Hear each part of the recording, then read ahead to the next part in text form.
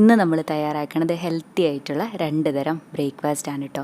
അപ്പോൾ നമുക്ക് എങ്ങനെയാണ് നമ്മുടെ ആദ്യത്തെ ഈ ഒരു ബ്രേക്ക്ഫാസ്റ്റ് തയ്യാറാക്കണമെന്ന് നോക്കാം. ഇതിനായിട്ട് ഒരു പാനിലേക്ക് 1 ടീസ്പൂൺ നെയ്യാണ് കേട്ടോ ഒഴിച്ചു കൊടുക്കുന്നത്. നെയ്യുടെ ടേസ്റ്റൊക്കെ നല്ല ഇഷ്ടമാണെങ്കിൽ കുറച്ച് കൂടുതലായിട്ട് ചേർത്തോളൂ. ഇനിതാ നമ്മുടെ നെയ്യൊക്കെ നന്നായിട്ടൊന്ന് ചൂടായി വരുന്ന സമയത്ത് കുറച്ച് കടുകും ചെറുതായിട്ട് അരിഞ്ഞെടുത്തിട്ടുള്ള കുറച്ച് കറിവേപ്പിലയും 1 ടീസ്പൂൺ ചതച്ചെടുത്തിട്ടുള്ള കുരുമുളകും 1 ടീസ്പൂൺ തന്നെ കുഞ്ഞായിട്ട് അരിഞ്ഞെടുത്തിട്ടുള്ള ഇഞ്ചിയും നമ്മുടെ എരിവിനാവശ്യത്തിനുള്ള പച്ചമുളകും കൂടെ ചേർക്കാം. ഇനി 1 മിനിറ്റ് നേരം നമുക്കിത് നല്ലപോലെ ഒന്ന് വഴറ്റി കൊടുക്കാം. അത് കഴിഞ്ഞാൽ ഇതിലേക്ക് മീഡിയം വലിപ്പമുള്ള ഒരു സവാള കണ്ടോ ഇതുപോലെ അരിഞ്ഞെടുത്തതും 3 ടേബിൾ സ്പൂൺ ഗ്രേറ്റ് ചെയ്തെടുത്തിട്ടുള്ള ക്യാരറ്റും ഇതിലേക്ക് ആവശ്യത്തിനുള്ള ഉപ്പും കൂടെ ഇട്ട് കൊടുക്കാം. ഇനി ഇതെല്ലാം കൂടെ 1-2 മിനിറ്റ് നേരം നല്ലപോലെ ഒന്ന് വഴറ്റി കൊടുക്കാം. ഇനി ഇതാ നമ്മളിതിലേക്ക് ചേർക്കുന്നത് 1 കപ്പ് ജവാർ ഫ്ലോർ ആണ് കേട്ടോ. ഇതിന് ജോവർ ഫ്ലോർ എന്നും പറയാറുണ്ട്. ഇത് നമുക്ക് ഓൺലൈനായിട്ടും അതുപോലെ മിക്ക സൂപ്പർ മാർക്കറ്റിലും തന്നെ വാങ്ങിക്കാനായിട്ട് കിട്ടുമേ. ഒരുപാട് ആരോഗ്യ ഗുണങ്ങളുണ്ട് കേട്ടോ നമ്മുടെ ഈ ജവാർ ഫ്ലോറിന്. ഇത് നമ്മുടെ ഡയറ്റിൽ ഉൾപ്പെടുത്തുന്നത് ഒത്തിരി നല്ലതാണേ. ഇനി നമുക്കിത് 1-2 മിനിറ്റ് നേരം നല്ലപോലെ ഒന്ന് റോസ്റ്റ് ചെയ്തിട്ട് എടുക്കാം. ഇപ്പോൾ എല്ലാവരുടെ വീട്ടിലും എപ്പോഴും ഒന്നും ജവാർ ഫ്ലോർ ഉണ്ടാവണമെന്നില്ലല്ലോ. ഇല്ലെങ്കിലും കുഴപ്പമൊന്നുമില്ല കേട്ടോ. ഇതിന് പകരമായിട്ട് ഗോതമ്പ് പൊടി ചേർത്തിയാൽ മതിയേ. ഈ ഒരു പാകമായാൽ മതിയേ. ഇനി നമുക്ക് ഫ്ലെയിം ഓഫ് ചെയ്യാം. എന്നിട്ടിത് വേറൊരു പാത്രത്തിലേക്ക് മാറ്റാം. ഇനിതാ നമ്മുടെ ഈ പൊടിയുടെ ചൂടൊക്കെ ഒന്ന് പോയി കഴിഞ്ഞാൽ ഇതിലേക്ക് കുറേശ്ശെ വെള്ളം ഒഴിച്ചിട്ട് നമുക്കിത് നന്നായിട്ടൊന്ന് നനച്ചെടുക്കാം. നമ്മുടെ പുട്ടുപൊടിയൊക്കെ ഉണ്ടാവില്ലേ, അതുപോലെ തന്നെ എനിക്കിത് നന്നായിട്ടൊന്ന് നനച്ചെടുക്കാനായിട്ട് 4 ടേബിൾ സ്പൂൺ വെള്ളമാണ് കേട്ടോ വേണ്ടി വന്നേ. ഇനിതാ നമ്മുടെ ഈ പൊടിയിലേക്ക് കുഞ്ഞായിട്ട് അരിഞ്ഞെടുത്തിട്ടുള്ള കുറച്ച് മല്ലിയിലയും കൂടെ ഇട്ട് കൊടുക്കാം. മല്ലിയിലയുടെ ടേസ്റ്റൊന്നും എല്ലാവർക്കും നല്ല ഇഷ്ടമുണ്ടാവണമെന്നില്ലല്ലോ. ഇഷ്ടമില്ലെങ്കിൽ ഒഴിവാക്കിക്കോളൂ. അതുപോലെ ഈ സമയം ഉപ്പ് കൂടി ഒന്ന് ചെക്ക് ചെയ്ത് നോക്കിയിട്ട് കുറവാണെങ്കിൽ ചേർത്ത് കൊടുക്കണേ. നമ്മളീ നനച്ചെടുത്തത് കറക്റ്റ് പരുവത്തിലാണോ എന്ന് അറിയാനായിട്ട് ഇതുപോലെയൊന്ന് ഉരുട്ടി നോക്കാം. അതിനുശേഷം ഈ പൊടി ഇങ്ങനെ ഇട്ട് കൊടുക്കുമ്പോൾ പഴയ പോലെ ആകണേ ഒരു പാകം. ഇനി നമ്മളിത് വേവിച്ചിട്ട് എടുക്കണത് ചിരട്ടയിൽ വെച്ചാണ് കേട്ടോ. ഇതിൽ കണ്ടോ ഇതുപോലെ ഒരു ഹോള് കൂടെ ഇട്ട് കൊടുക്കണേ. നമ്മുടെ ഈ ചിരട്ടയിൽ ധാരാളം ഫൈബർ കണ്ടൻറ്റൊക്കെ അടങ്ങിയിട്ടുണ്ട്.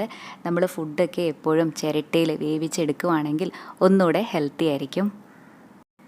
ഇതുപോലെ തന്നെ ചിരട്ടയിൽ വേവിച്ചെടുക്കണമെന്ന് നിർബന്ധമൊന്നുമില്ല കേട്ടോ. നമ്മുടെയൊക്കെ വീട്ടിൽ പുട്ടുകുറ്റി ഉണ്ടാവില്ലേ, അതിലേക്ക് ഈ പൊടി ഇട്ട് കൊടുത്തിട്ട് വേവിച്ചെടുത്താലും കുഴപ്പമൊന്നുമില്ല. ഇനിതാ നമ്മുടെ ഈ ചിരട്ടയ്ക്കുള്ളിലായിട്ട് കുറച്ച് എണ്ണയോ നെയ്യോ ഒന്ന് തൂത്ത് കൊടുക്കാവേ. ഇനിതാ ഇതിലേക്ക് ഇട്ട് കൊടുക്കുന്നത് കുറച്ച് തേങ്ങ ചിരുകിയതാണ് കേട്ടോ. കൂടെ തന്നെ ഗ്രേറ്റ് ചെയ്തെടുത്തിട്ടുള്ള കുറച്ച് ക്യാരറ്റും കൂടെ ചേർക്കാം. തേങ്ങയും ക്യാരറ്റും ഒക്കെ നമ്മുടെ ടേസ്റ്റിനനുസരിച്ച് എത്ര വേണേലും നമുക്ക് ചേർക്കാവേ. ഇനിതാ ഇതിൻ്റെ മുകളിലായിട്ട് നമ്മുടെ ഈ ജവാർ ഫ്ലോറിൻ്റെ മിക്സും കൂടെ വെച്ച് കൊടുക്കാം. ഇനി നമ്മളിത് വേവിച്ചിട്ട് എടുക്കുന്നത് കുക്കറിലാണേ. കുക്കറിൽ വേകാൻ ആവശ്യത്തിനുള്ള വെള്ളം ഒഴിച്ച് കൊടുത്ത ശേഷം കുക്കറിൻ്റെ വെയിറ്റ് ഒന്ന് ഊരി മാറ്റിയ ശേഷം നമുക്കിത് വെച്ച് കൊടുത്തിട്ട് മൂടി വെച്ച് നല്ലപോലെ ഒന്ന് വേവിച്ചിട്ടെടുക്കാം. ഹൈ ഫ്ലെയിമിൽ തന്നെ വെക്കാം കേട്ടോ. ഇനി ഇത് മൂടി വെച്ച് 5 മിനിറ്റ്. അപ്പോഴേക്കും തന്നെ നമുക്കിത് നന്നായിട്ട് വെന്ത് കിട്ടിയിട്ടുണ്ടാവും. ഇത്രയും മതി. ഇനി നമുക്ക് ഫ്ലെയിം ഓഫ് ചെയ്യാം. ഇനി ഞാൻ സിമ്പിളായിട്ടുള്ള വേറൊരു മെത്തേഡ് കൂടെ കാണിച്ചു തരാവേ. ഇതിനായിട്ട് നമ്മുടെ ഇഡ്ഡലി പാത്രത്തിൽ വേകാനായിട്ട് ആവശ്യത്തിനുള്ള വെള്ളം ഒഴിച്ച് കൊടുത്ത ശേഷം ഇതുപോലത്തെ ഒരു പ്ലേറ്റോ അല്ലെങ്കിൽ ഒരു വാഴയിലയോ വെച്ച് കൊടുത്ത ശേഷം നമ്മുടെ ജവാർ ഫ്ലോറിൻ്റെ മിക്സ് കൂടെ ഇട്ട് കൊടുക്കാം. ഒപ്പം തന്നെ ഗ്രേറ്റ് ചെയ്തെടുത്തിട്ടുള്ള കുറച്ച് ക്യാരറ്റും തേങ്ങയും കൂടെ ഇട്ട് കൊടുത്തിട്ട് മൂടി വെച്ച് നമുക്കിത് നല്ലപോലെ ഒന്ന് വേവിച്ചിട്ടെടുക്കാം. 5 മിനിറ്റ് തന്നെ മതിയാകും കേട്ടോ. അപ്പോഴേക്കും ഇതും നമുക്ക് നല്ലപോലെ വെന്ത് കിട്ടിയിട്ടുണ്ടാവും. ഇത് നമ്മൾ നേരത്തെ ചിരട്ടയിൽ സ്റ്റീം ചെയ്തെടുത്തതാണേ. നമ്മൾ ചേർത്തിട്ടുള്ള കുരുമുളകിൻ്റെയും ഇഞ്ചിയുടെയൊക്കെ നല്ലൊരു ഫ്ലേവറായിരിക്കും കേട്ടോ ഇതിന് മുന്നിട്ട് നിൽക്കുക. ഒരു കറി ഇല്ലെങ്കിൽ പോലും നമുക്കിത് കഴിക്കാനായിട്ട് പറ്റുമേ. ഹെൽത്തിയുമാണല്ലോ. ഇഷ്ടമായി കഴിഞ്ഞാൽ തയ്യാറാക്കി നോക്കണേ. ഇനി നമ്മുടെ അടുത്ത ഈ ഒരു ബ്രേക്ക്ഫാസ്റ്റ് എങ്ങനെയാണ് തയ്യാറാക്കണമെന്ന് നോക്കാം. ഇതിനായിട്ട് ഒരു ബൗളിലേക്ക് 3 കോഴിമുട്ടയാണ് പൊട്ടിച്ചൊഴിക്കണത്.